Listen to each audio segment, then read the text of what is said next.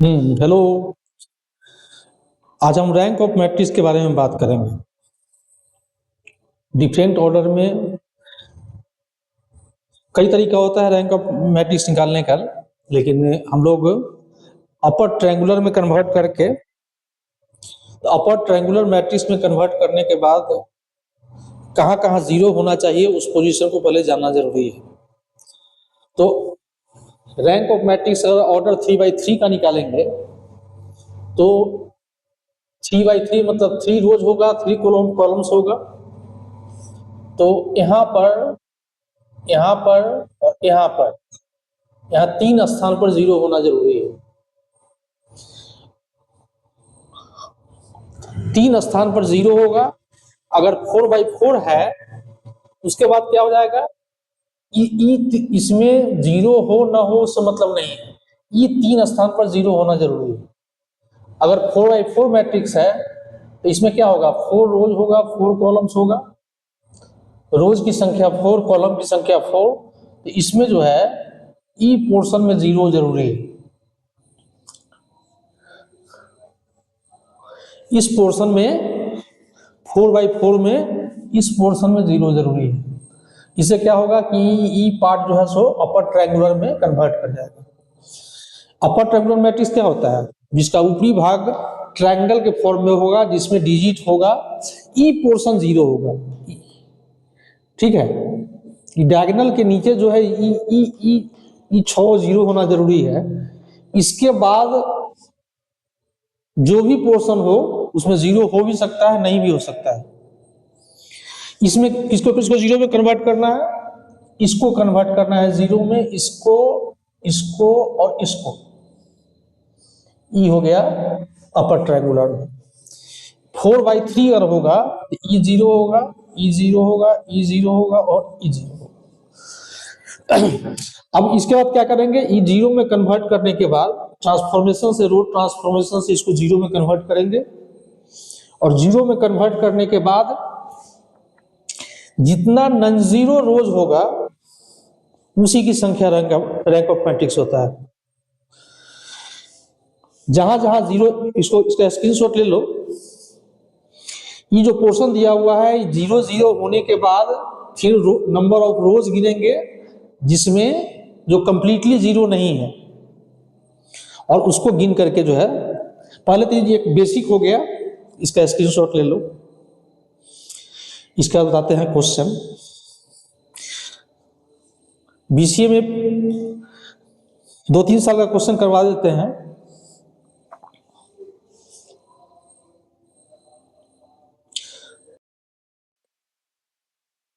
देखो, ई एक matrix A है जिसका रैंक ऑफ मैट्रिक्स निकालना। ठीक है, अब हमको करना क्या है कि इसको इसके फॉर्म में, यहाँ जीरो, यहाँ जीरो, यहाँ ई पोर्शन में जीरो लाना है। मतलब 1 जीरो यहाँ लाना है और 3 जीरो यहाँ लाना है। ई पोर्शन तक हमको जीरो लाना है। मतलब 1 जीरो यहाँ और 3 जीरो नीचे, इस फॉर्म में चेंज करना होगा। ऊपर में 1 होगा और इसमें नीचे 3 होगा। ये क्या ऑर्डर है, 3x4 ऑर्डर का है। तो ये 3 जीरो लाने के बाद, 1 जीरो यहाँ और ये 3 जीरो यहाँ लाने के बाद, उसके बाद जो ई 3 जीरो लाना जरूरी है।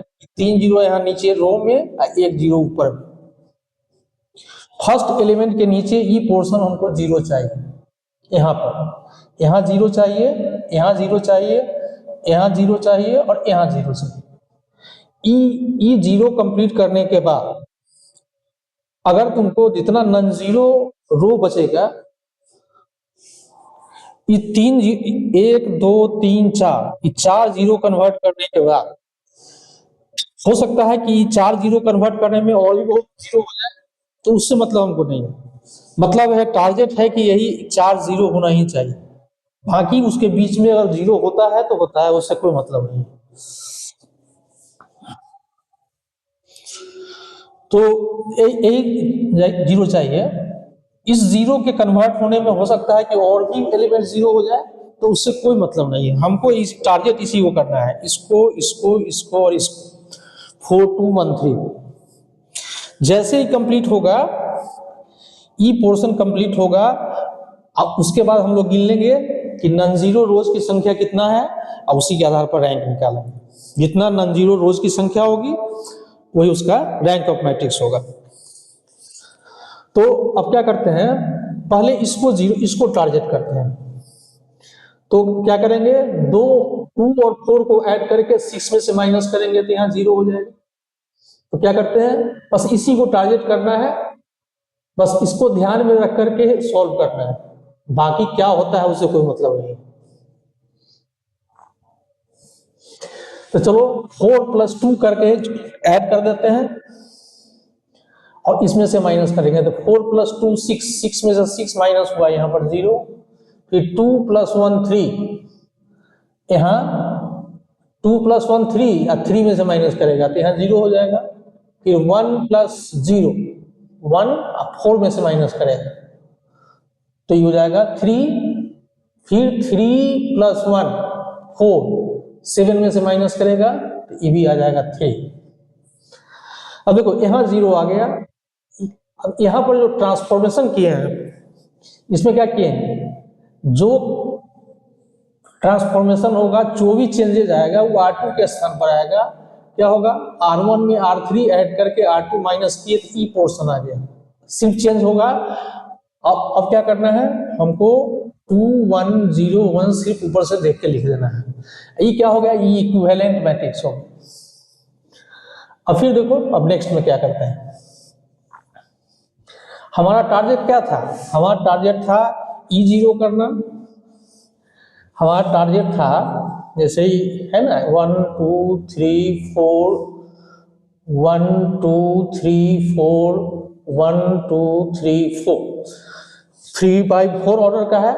E0 करना है, E0 करना है, E0 करना है और E0 करना है, बस यही हमारा टारगेट है। अब इसको 0 करने के बाद E0 हो गया, उससे हमको कोई मतलब नहीं है। हमको इसको और इसको 0 करना है और इसको भी 0 करना है। तो अभी तत्काल 0 है, बाद में देखते हैं क्या हो। तो इसमें क्या करेंगे, इसको 0 करने के लिए क्या करना होगा, इसको 0 करने के लिए इसमें R3 में जैसे जो इस बार चेंज होगा, R3 के स्थान पर क्या करेंगे, R3 में 2 से मल्टीप्लाई करो तो 2 × 2 4 हो गया, अब 4 - 4 0 हो जाएगा। तो इसमें से R1 को माइनस करो, अब इसमें 2 से मल्टीप्लाई करेगा, इसमें 2 से मल्टीप्लाई करेगा तो 2 × 2 4 -4। अब इस बार सिर्फ चेंज होगा R3 के स्थान पर, 4 2 1 3 इसको लिख देंगे, 0 0 3 3 लिखेंगे और 2 1 0 1 लिखेंगे। अब हमारा टारगेट है इसको 0 करना, ये तो चेंज होगा। 2 से मल्टीप्लाई किए, 4 में से माइनस किए तो यहाँ 0। फिर इसमें 2 से मल्टीप्लाई किए और इसमें से माइनस किए, चूंकि R3 में 2 से मल्टीप्लाई करना है तो 1 × 2 हो जाएगा, इस 2 को माइनस करना है तो इसका वैल्यू 0 हो जाएगा। फिर इसमें 2 से मल्टीप्लाई करेंगे, इसमें 2 से मल्टीप्लाई करें, R3 में 2 × 0, इसमें से 1 माइनस कर देना है तो 0 - 1 माइनस। फिर इसमें देखो 1 है, इसमें 2 से मल्टीप्लाई करें तो 2 - 3, यहाँ हो जाएगा -1। अब क्या करना है, ई 2 0 तो हो गया, E0 से हमको कोई मतलब नहीं है, ये 0 हो नहीं हो, हमको यहाँ 0 चाहिए, यहाँ 0 चाहिए, यहाँ 0। अब यहाँ 0 हमको चाहिए, जो अभी तक नहीं हुआ, अभी तक ये 0 नहीं हुआ है। अब इसको 0 करना है। अब इसको 0 करने के बाद हो सकता है कि ये भी 0 हो जाए, लेकिन हमको उससे मतलब नहीं है, हमको सिर्फ इसको 0 करना है। तो अब क्या करेंगे, इसमें 3 से मल्टीप्लाई करके अगर इसमें ऐड कर देते हैं तो ये 0 हो जाएगा। अगर इसमें 3 से मल्टीप्लाई करके तो ये क्या हो जाएगा, ई इक्विवेलेंट मैट्रिक्स हो गया।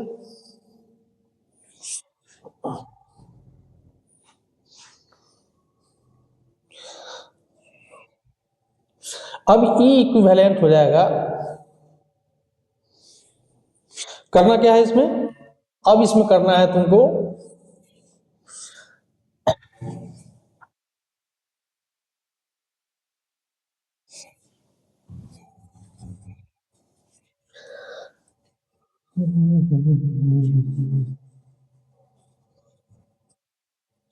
R3 टेंड्स टू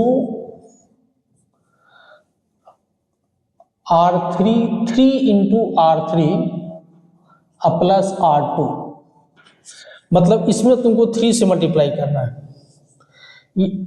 R3 में 3 से मल्टीप्लाई करना है, E इक्विवेलेंट हो जाएगा मैट्रिक्स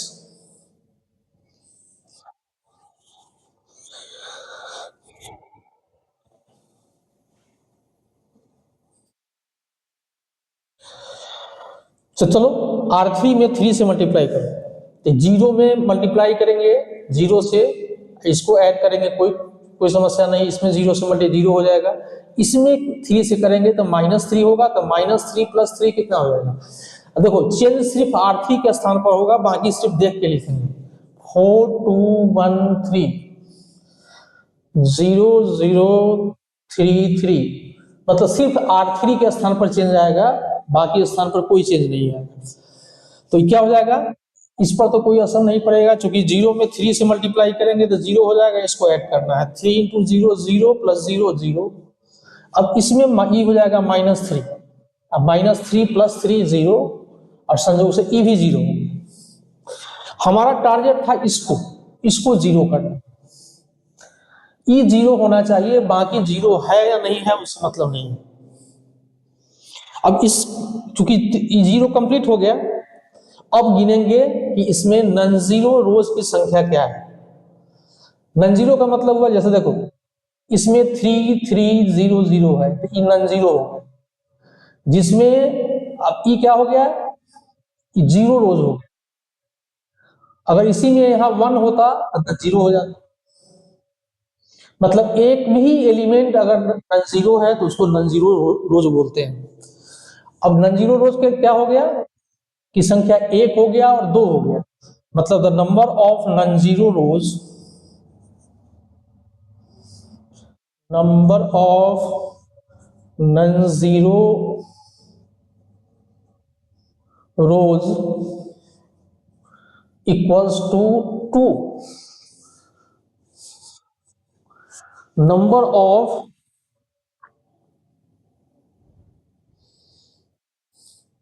नॉन जीरो रोज की संख्या कितना हो गया 2, number of non zero rows equals to 2, इसका रैंक ऑफ मैट्रिक्स क्या हो जाएगा, रैंक ऑफ मैट्रिक्स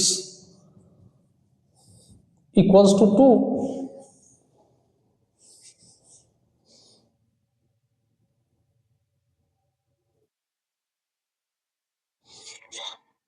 अगर नॉन जीरो रोज की संख्या 2 है तो रैंक ऑफ मैट्रिक्स क्या हो जाएगा, रैंक ऑफ मैट्रिक्स 2 हो जाएगा।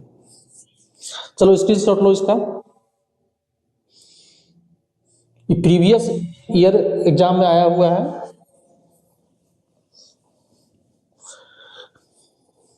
इसमें कमेंट करना कि ठीक से एक्सप्लेन हुआ है कि नहीं हुआ, अगर किसी पोर्शन में दिक्कत होगा तो बताना।